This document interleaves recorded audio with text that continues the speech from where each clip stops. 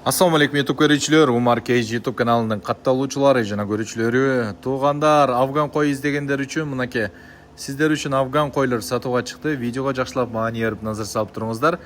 Кыскача маалыматтарын берем. Эгерде мына ушул койлор сиздердин көңүлүңүздөргө макул келген болсо, анда экранда көрсөтүлгөн телефон номерлорго чалып байланышып соодалашып алсаңыздар болот. Бул койлордун адреси Баткен областынын Лейлек районунун Разаков шаарында турат.